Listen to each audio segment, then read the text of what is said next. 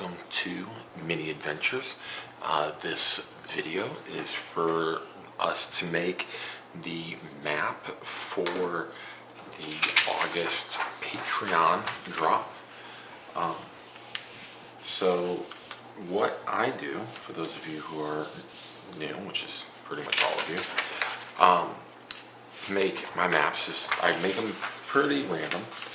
One thing that I do that is consistent is I have a regular sheet of printer paper, and it has a grid, and the grid squares are less than 1 inch. I still use this as the base, and when I'm done, it ends up being 9 different sections to the map that you can print off from your printer.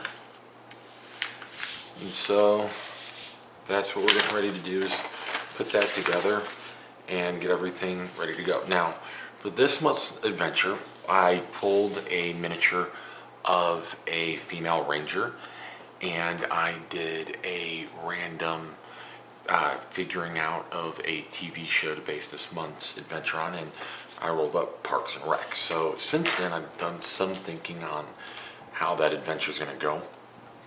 And on top of that, I decided that this month's map was going to be done a little different than the way I've done the last two. So it is a adventure out in the forest a bit. So rather than having a connecting map like I did in the last two videos, where it happened, both of them happened to be underground things, instead, I'm not going to have them connect, right? And one thing I know is that we have the main adventure has a starting location that we need to have, and we have the ending location that it needs to have. So those 2 rooms that are already set. I also have 2 side quests, if you would, with this. So there's 2 extra rooms. So that's 4 of our 9. And then I also have plans for our fifth room, and so that will be explored in next week's video, which I'm super excited for that video.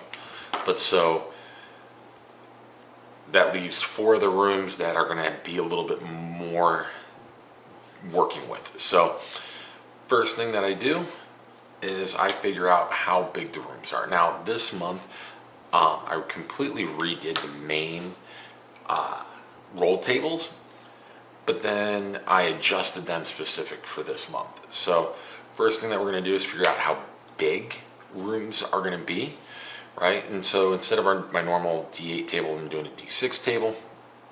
There's no 2 sections together, and there's no 2 rooms in 1 section. So that's a normal sized room. Boom. See, 2 is a small room. 4 is a normal sized room. Come down to here. 3 is a normal sized room. 4, another normal sized room. 2, another small room. 2 is another small room. So it's 4, 1, 2, 3, 4 small rooms, 1, 2, 3, 4 regular sized rooms. Now, I know that I was kind of hoping to have a large room. Didn't happen, and that's a-okay. You know what though? I do have 4 small rooms. Let me just do this. I'm going to take this D4 here. I'm going to roll it, and I got a 3, so watch. 1, 2, 3. This room, this will be our extra room. Now, and this one is the one that we're going to turn into our large room, right? And this is going to be the BBEG. So that's the big bad evil guy, right? And so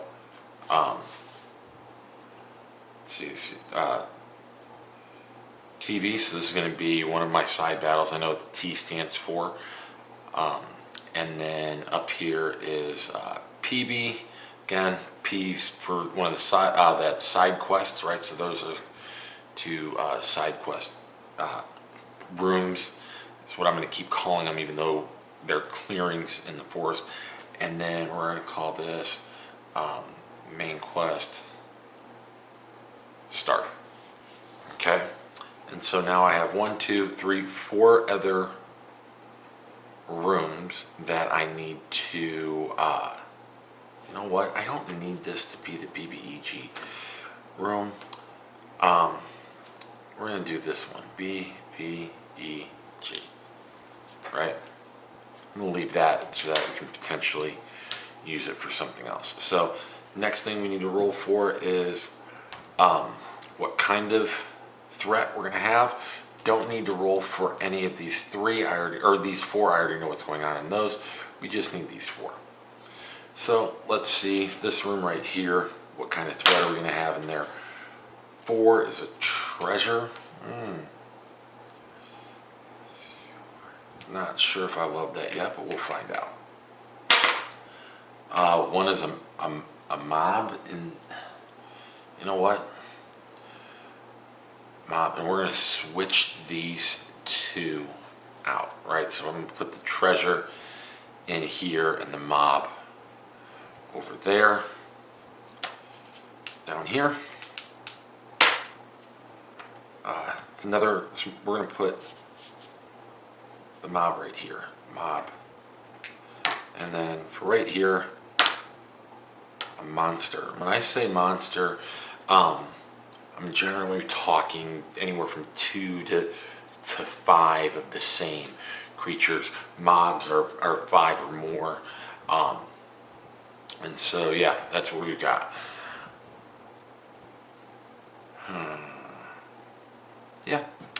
Yeah, well, so mob, monster, treasure. This is our extra room. Again, that extra room is going to be utilized later on. So here I have the threat levels. I didn't put easy on here. I made hard appear 3 different times because these 4 rooms are going to kind of act as a what's the word that I'm looking for? As a random encounters, if you would. So and there's less of them leading into the BBEG, so I just figured raise those threat levels up a little bit. So let's see where we're at. And again, this is going to be the mob, this is going to be the treasure. We don't fully need to put that there or roll anything for that. Let's see, force, this is going to be, I'm going to scratch that, right, mob. Scratch that, TREASURE. Boom, and this is going to be hard. Mob, let's see, 6 near deadly. And then the monster, it's going to be medium. Okay. And again, we don't need to worry about that. And then I'll figure out how we fill all this stuff in. The last thing that I have set here for me to do is nature in each one of these things. And so I'm going to roll a d4, and the d4 is going to tell us how many things of nature are going to go into each one. And the small ones, I'm going to leave this one alone because I already know in my head what that section of the map is going to be. For these two, I'm going to roll twice and take the lower number, and then for this big one, I'm going to roll twice. I'm going to take the bigger number. So right here, our BBEG side, it's only going to have 1. Skipping that. Here, that's going to be 3 things of nature. Here is 2. Here is going to be 3. Small one, again, I'm going to roll twice and take the smaller number. So that's a 3, and that's a 1, so only 1. I have an idea for that. I'm getting some good ideas already for that. It's a 4 for this one. You know what? No, I'm going to just take the 4 and put the 4 right there. So that's a 3 and a 1. Good. So what I'm going to do now, I'm going to take these 2 dice, a d6 and a d8, and they're going to tell me where exactly each one of these things is going to end up. So 6 is our X, so going left to right, and the 8 is telling us up and down. So,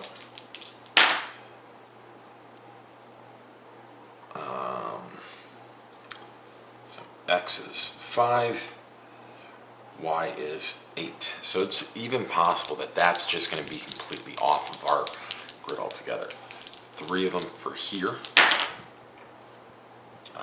X is 6, Y is 6. So again, possible that that's just going to be off our grid altogether. X is 2, Y is 2. And then, yeah, this one's definitely going to be, it's going to be all the way down here in this corner. X is 6, Y 8. Down here, this one, we're good at that. 5 didn't make a difference. So X5, Y, we'll leave it at 8, that's fine. And then X4, Y2. Leave them for here. So X5, Y3. X1, Y3. And then X3, Y1 is crazy. I already have in mind what I'm going to do here. I've got a game plan already for that. Yeah, I'm excited actually for that one a lot. Here we go. For here, 1, 8 odds are this going to be off the map. Actually, no, because this is our huge, this is going to take up the whole thing. All right, that one's X5, Y5, that'll probably help it somewhere. X3, Y1, 3, and X1, Y3, and then right here, X4, Y2. Last thing I'm going to roll is this, just the D8 to tell us what it is from nature that's going to be in that grid square. So 8, so that's going to be a tree. 1 is also a tree. I have tree on here a lot. I think trees and boulders are on here more than everything else. I think those are pretty good. So we have a tree, we have a boulder, and then we have a boulder and boulder, and anyway, it's B-O-D-E-R. All right, here, tree. 4 is also a tree. 3 is a felled tree. 1 is a tree, and 8 is also a tree. Now, I didn't roll anything for this because, again, I have an idea, and I'm just going to write it down, water. Down here, our big room with the mob, 4 is a tree. 6 is elevation change, you see. 8 is a tree, and 1 is a tree. And then we have one last thing right here, 7 is a boulder. So here is my map, right? This is my grid paper that I'm going to redraw everything from here over to here. I'm going to talk a little bit about my process that I do. So, small room, regular size room, big room, right?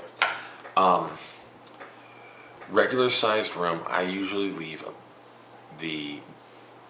at least the outside border. Now, because when I blow this up, these grid squares are are going to be greater than 1 inch. So even though this border here is playing on into that grid square, it should still be enough room that I could take a miniature and put it there. It's one of the reasons why I do it the way that I do it. For a small room, I just kind of sort of go smaller. And boom, right? So again, big or regular sized room, try leaving about 1, just making wiggly lines that just kind of sort of follow. Okay? Now, I said I had an idea for this one right here. So we're going to start right here at the edge. And yeah, this is supposed to be a smaller room, but I'm making it into like a pathway on through. And so that's what that's going to be. So it'll be woods over here, woods over there, and then this is our pathway right here.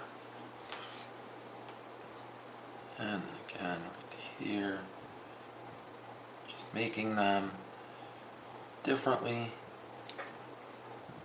shaped forest clearings and whatnot.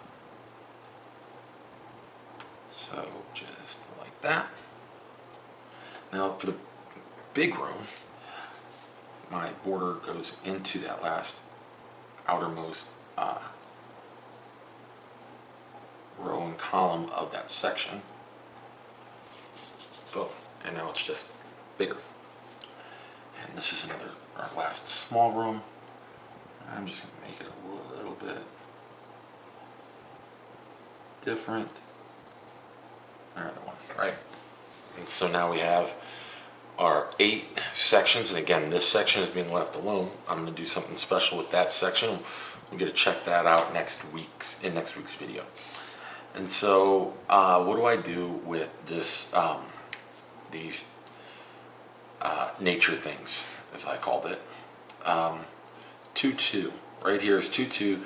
So this is the grid square for 2-2.